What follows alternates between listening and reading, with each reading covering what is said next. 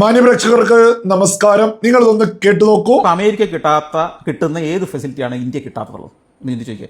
Social security ഉൾപ്പെടെയുള്ള ചില കാര്യങ്ങൾ നമ്മൾ പുറകിലാണ്. ഗവൺമെന്റിന്റെ സംവിധാനങ്ങൾ ചില പുറമാണ്. പക്ഷേ ഫെസിലിറ്റി, ജീവിക്കാനുള്ള ഫെസിലിറ്റി, നിങ്ങൾക്ക് കാശ് മുടക്കിയാൽ അമേരിക്കയിലും കാശ് മുടക്കാതെ ഒന്നും കിട്ടില്ലല്ലോ.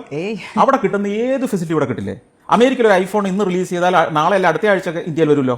പണ്ട് നമ്മൾ ഫോറിൻ സാധനങ്ങൾക്ക് വേണ്ടി കാത്തിരിക്കണമായിരുന്നു. വിദേശത്ത് വരുന്ന ഒരാൾ കാത്തിരിക്കാൻ വേണ്ടി ഫോറിൻ സാധനം, ഫോറിൻ കൊട വരെ, ഒരു കൊട പോലും ഫോറിൻ കൊട എന്ന് പറഞ്ഞാൽ നമ്മൾ വർഷങ്ങൾ കാത്തിരിക്കുക. എന്റെ ബാല്യകാലത്തൊക്കെ വിദേശത്ത് വരുന്ന പറയും മടക്കുന്ന കുടയും കൊണ്ടുവരുന്നത്, അതിന് ഫോറിൻ കൊട എന്നാണ് പേരിട്ടിരുന്നത്. എന്തിനാ ലുങ്കി ഗൾഫിൽ നിന്ന് വരുന്നവരെ നല്ല നല്ല തുണിയുള്ള ലുങ്കിയും കയ്യിലൊക്കെ കൊണ്ടുവന്നിരുന്നത്, നാട്ടിൽ കിട്ടിക്കൊണ്ടിരുന്ന ഒരുമാതിരി പരുത്തി തുണിയായിരുന്നു. ഇതൊക്കെ 80s ജീവിച്ചിരുന്ന ആളുകൾ ചിന്തിച്ചു നോക്കിയാൽ മനസ്സിലാവും. നമ്മൾ ഒരു കാർ മര്യാദയ്ക്ക് കാണാൻ തുടങ്ങിയെന്നാ. നമുക്കൊരു അംബാസഡർ കാർ കിട്ടണമെങ്കിൽ ഒരു വർഷം കാത്തിരിക്കണമായിരുന്നു, ബുക്ക് ചെയ്തിട്ട് 1.5 വർഷമൊക്കെ. ഒരു ടെലിഫോൺ കണക്ഷൻ കിട്ടണമെങ്കിൽ എംപിയുടെ റെക്കമെൻഡേഷൻ വേണമായിരുന്നു ഒരു കാലത്ത്. 80s 90s കാര്യം ഞാൻ ഈ പറയുന്നത്. മരങ്ങാട്ടുള്ളിയിൽ നിന്ന് ഞങ്ങളുടെ എറണാകുളത്ത് പ്രിന്റിംഗ് നടക്കുന്ന പ്രസ്സിലേക്ക് വിളിക്കണമെങ്കിൽ 1.5 മണിക്കൂർ ബുക്ക് ചെയ്തിട്ട് 1.5, 2, 3 മണിക്കൂറൊക്കെ ട്രങ്ക് ബുക്ക് ചെയ്തിട്ട് കാത്തിരിക്കായിരുന്നു. അപ്പോഴത്തേക്ക് അവിടെ പ്രിന്റിംഗ് കഴിഞ്ഞിട്ടുണ്ടാവും. ഒരു തെറ്റ് വന്നത് തിരുത്താൻ പറയാൻ വേണ്ടിയിട്ടാണ്. അതുപോലെ ഇവിടെ ഞങ്ങൾക്ക് STD ഫെസിലിറ്റി ഇല്ലായിരുന്നു. മരങ്ങാട്ടുള്ളിൽ ഒരു STD ബൂത്താണ് ഉണ്ടായിരുന്നത്. അവിടെ രാവിലെ ചെന്ന് കഴിഞ്ഞാൽ ഒരു 15 പേര് ക്യൂ നിൽക്കുന്നുണ്ടാവും. 16ാമത്തെ ആളായിട്ട് എനിക്ക് പോയി നിൽക്കാൻ പറ്റുള്ളൂ. ഇതൊക്കെ ഉണ്ടായിരുന്ന ഒരു കേരളവും ഇന്ത്യയും നമ്മൾ സങ്കല്പിക്കുക. ഇന്ന് ലോക നിലവാരമുള്ള ഫെസിലിറ്റികൾ ഇവിടെ കിട്ടുന്നത്. ഇന്റർനെറ്റിന്റെ സ്പീഡ് നോക്കൂ. ഇത്രയും യൂട്യൂബ് വീഡിയോ നിങ്ങൾ തടസ്സമില്ല കാണുന്നുണ്ടെങ്കിൽ നമ്മുടെ സാറ്റലൈറ്റ് സംവിധാനങ്ങൾ മുതൽ അണ്ടർ സീ ഒപ്റ്റിക്കൽ ഫൈബർ മുതൽ എന്തെല്ലാം ഫെസിലിറ്റികൾ നമ്മൾ ഈ സോഷ്യൽ മീഡിയയിലൂടെ നമ്മുടെ നാടിനെയും നമ്മുടെ പോരായ്മകളെയും ഒക്കെ പറയുമ്പോഴും ഈ ടെക്നോളജി എത്ര അഡ്വാൻസ് ചെയ്ത് കഴിഞ്ഞു. നമ്മുടെ സാറ്റലൈറ്റുകൾ, ISRO പോലുള്ള സംവിധാനങ്ങൾ, നമ്മുടെ മിലിറ്ററി സംവിധാനങ്ങൾ, നമ്മുടെ ഡിഫൻസ് സിസ്റ്റം, അതുപോലെ തന്നെ ഇന്ന് പട്ടിണി മരണങ്ങൾ ഉണ്ടാകുന്നുണ്ടെങ്കിൽ അത് കയ്യിലിരിപ്പ് കൊണ്ടാണെന്ന് ഞാൻ പറയും. നാട്ടുകാരുടെയും ആ പട്ടിണി കിടക്കുന്ന ആളുടെയും. ഞാനൊരു കാര്യം ചോദിക്കട്ടെ, എൻ്റെ ഗ്രാമത്തിൽ ഒരാൾ ഭക്ഷണം ഇല്ലാതെ കിടക്കുകയാണെന്ന് അറിഞ്ഞാൽ, ആരെങ്കിലും അറിഞ്ഞാൽ അവർ പിന്നെ പട്ടിണി കിടക്കേണ്ടി വരില്ലെന്ന് എനിക്ക് ഉറപ്പുണ്ട്. സമൂഹം അവർക്കുള്ള ഭക്ഷണം കൊടുത്തിരിക്കും. മനസ്സിലായില്ലേ? ഇല്ലേ? സാമൂഹ്യ സംഘടനകളാണെങ്കിലും പള്ളിയായിരിക്കാം, വ്യക്തികളായിരിക്കാം, അതിന് തയ്യാറുള്ള ഏത് ഗ്രാമത്തിലും അതിനുള്ള ആളുകളുണ്ട്. ഇല്ലേ? നിങ്ങൾ കേട്ടില്ലേ? സന്തോഷ് ജോർജ് കുളങ്ങര, നമുക്കറിയാം, ലോകം കണ്ടിട്ടുള്ള ഒരു വ്യക്തിയാണ്. ഇദ്ദേഹം എടുത്തു പറയുന്നു, നമ്മുടെ രാജ്യം ഒരുപാട് പുരോഗമിച്ചിരിക്കുന്നു, നമ്മുടെ രാജ്യം ഒരുപാട് മുന്നോട്ട് പോയിരിക്കുന്നു. ഇതൊക്കെ കേൾക്കുമ്പോ കുറച്ചാളുകളെങ്കിലും കരുതും ഇതൊക്കെ കാലങ്ങൾ കൊണ്ട് സ്വാഭാവികമായിട്ട് വന്നതാണല്ലോ എന്ന്. അത്തരം ആർക്കെങ്കിലും തെറ്റിദ്ധാരണയുണ്ടെങ്കിൽ അവരോടൊക്കെ തന്നെ പറയാനുള്ളത്, ഇത് കാലം മുന്നോട്ട് പോയപ്പോൾ സംഭവിച്ചതല്ല. രാജ്യത്തിന്റെ പ്രധാനമന്ത്രിയായിട്ട് നരേന്ദ്രമോദി വന്നത് മുതലുള്ള മാറ്റമാണ് എന്നുള്ളത് സകല ആളുകളും തിരിച്ചറിയണം. അത് ഉൾക്കൊണ്ടേ പറ്റൂ. ഞാൻ അതുമായി ബന്ധപ്പെട്ട് കുറച്ച് തെളിവുകൾ കൂടി മുന്നോട്ട് വെക്കാം. ഈ കഴിഞ്ഞ ദിവസങ്ങളിൽ നമ്മുടെ രാജ്യത്തിന്റെ പ്രധാനമന്ത്രി നരേന്ദ്രമോദി തന്റെ ഇൻസ്റ്റാഗ്രാമിൽ പോസ്റ്റ് ചെയ്തിട്ടുള്ള ഒരു വീഡിയോ. ഈ ഒരു വീഡിയോയിൽ കൃത്യമായിട്ട് കാണിക്കുന്നത് നമ്മുടെ രാജ്യത്തെ ബഹിരാകാശ സംരംഭകരുമായിട്ട്, അതായത് സ്വകാര്യ മേഖലയിലെ ബഹിരാകാശ സംരംഭകരുമായിട്ട് നമ്മുടെ പ്രധാനമന്ത്രി ചർച്ച ചെയ്യാം. ഇത് കോൺഗ്രസിന്റെ കാലത്ത് അല്ലെങ്കിൽ രാഹുൽ ഗാന്ധിയുടെ ഇന്നത്തെ നയം അനുസരിച്ചാണെങ്കിലും ഇത് നടക്കുമായിരുന്നു. അദാനിക്കെതിരെ, അംബാനിക്കെതിരെ, ഇതാണല്ലോ രാഹുൽ ഗാന്ധിയുടെ ഒരു നയം. എന്നാൽ VD സതീശൻ സർക്കാർ പോലും അദാനിയൊക്കെ പിന്തുണച്ച്, വിഴിഞ്ഞം പോർട്ടിനെയൊക്കെ പിന്തുണച്ചിപ്പോ മോദി ചെയ്യുന്നതാണ് ശരി, സ്വകാര്യ കമ്പനികൾ ചെയ്യേണ്ടത് സ്വകാര്യ കമ്പനികൾ ഇവിടെ ചെയ്യണം എന്നുള്ളത് VD സതീശൻ പോലും കണ്ടുപഠിച്ചു. സതീശൻ പോലും അത് ഉയർത്തിപ്പിടിക്കുന്നു.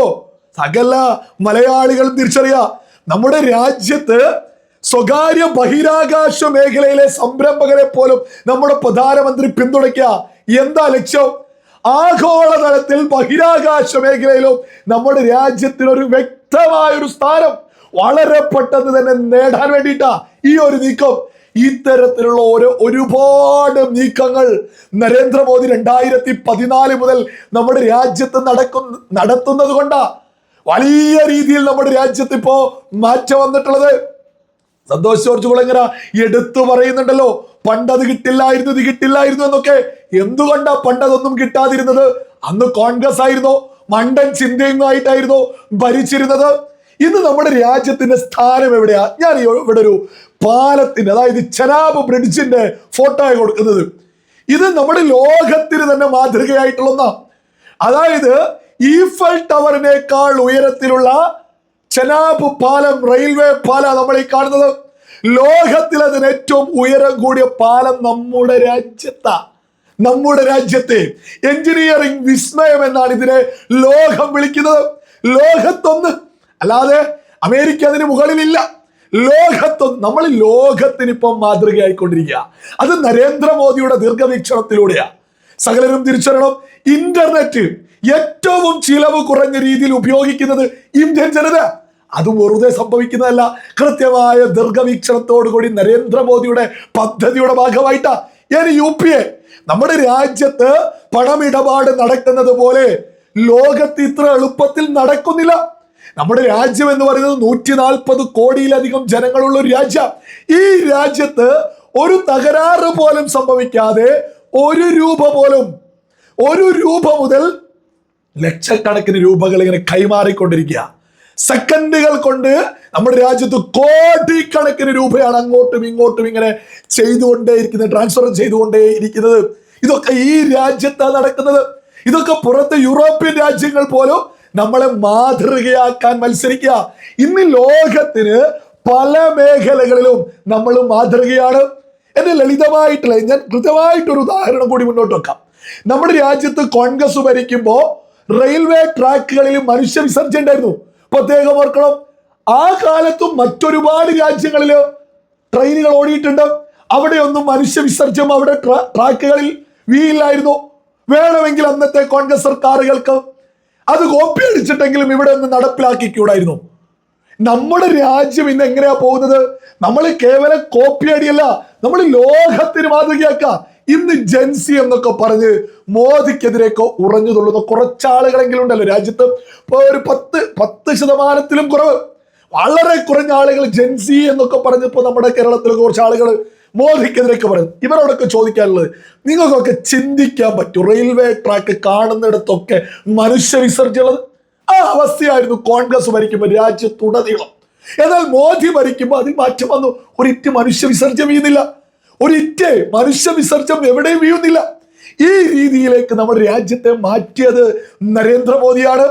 ഇവിടെ അതിവേഗ സോഷ്യൽ മീഡിയ ഉപയോഗങ്ങൾ ഉൾപ്പെടെ ജിയോ എന്ന് പറയുന്ന ഒരു കമ്പനി വന്നതോട് കൂടിയിട്ടല്ലേ വളരെ ചെറിയ രൂപയിൽ ഈ പറയുന്ന ഇന്റർനെറ്റ് ഇവിടെ ആളുകൾ ഉപയോഗിക്കും. അതായത് സ്വകാര്യ മേഖലയെ കൂടി കൂട്ടിപ്പിടിച്ചുകൊണ്ട്, എല്ലാ മേഖലയെയും കൂട്ടിപ്പിടിച്ചുകൊണ്ടാണ് നമ്മുടെ പ്രധാനമന്ത്രി നമ്മുടെ രാജ്യത്തെ മുന്നോട്ട് കൊണ്ടുപോകുന്നത്. ഈ പറയുന്ന വൈഫൈ ഇടപാടിന്, UPI ഇടപാടിന്, പണമിടപാടിന്, ഡിജിറ്റൽ ഇന്ത്യ, സകലതിനെയും കോൺഗ്രസ് എല്ലാ കാലത്തും എതിർത്തിട്ടുണ്ട്. എല്ലാ കാലത്തും. ഇന്ന് കോൺഗ്രസിന്റെ രാഹുൽ ഗാന്ധി പോലും ഈ UPI, നരേന്ദ്രമോദി കൊണ്ടുവന്ന UPI ഉപയോഗിക്കും. നരേന്ദ്രമോദി എതിർക്കുന്ന സകല ആളുകളും ഇപ്പൊ നരേന്ദ്രമോദി ഉപയോഗിക്കുന്ന, നരേന്ദ്രമോദി രാജ്യത്ത് നടപ്പിലാക്കിയതിന്റെ സൗകര്യങ്ങൾ ഉപയോഗിക്കുന്നുണ്ട്. ഏറ്റവും ചുരുങ്ങിയത് വന്ദേ ഭാരത് ട്രെയിനുകൾ ഒന്ന് രാവിലെ ഒന്ന് കയറി നോക്കിയാൽ മതി. മിക്കവാറും UDFന്റെ MLA മാരുണ്ടാവും, ഇടതിന്റെ MLA മാരുണ്ടാവും, അവരുടെ പാർട്ടി അനുഭാവികൾ ഉണ്ടാവും, അവരുടെ പാർട്ടി അടിമകൾ ഉണ്ടാവും. ഇവരൊക്കെ ഉപയോഗിക്കുന്നത് നരേന്ദ്രമോദി രാജ്യത്ത് നടപ്പിലാക്കിയിട്ടുള്ള വികസന പദ്ധതികൾ, അതിന്റെ ഭാഗമാണ്. എന്നിട്ട് മോദിയെ ഇങ്ങനെ കുറ്റം പറഞ്ഞുകൊണ്ടിരിക്കുക. സകല വിവേകമുള്ള മലയാളികളും തിരിച്ചറിയാ, ഈ രാജ്യം അതിവേഗം പുരോഗതിയിലേക്ക് പോകുന്നത് വെറുതെ അങ്ങ് പോകുന്നതല്ല.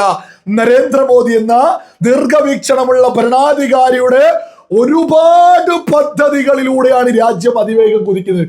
ഒരു കാര്യം കൂടി ഞാൻ എടുത്തു പറയാം. 2047 ലക്ഷ്യം വെച്ചുകൊണ്ടാ നമ്മുടെ പ്രധാനമന്ത്രി ഈ രാജ്യത്ത് ഓരോ കാര്യങ്ങളും ചെയ്ത് മുന്നോട്ട് വന്നത്. അതെത്ര വലിയ ദീർഘവീക്ഷണ, വികസിത ഭാരതം എന്ന സ്വപ്നത്തിലേക്കാണ് നമ്മുടെ പ്രധാനമന്ത്രി നമ്മുടെ രാജ്യത്തെ മുന്നോട്ട് കൊണ്ടുപോകുന്നത്.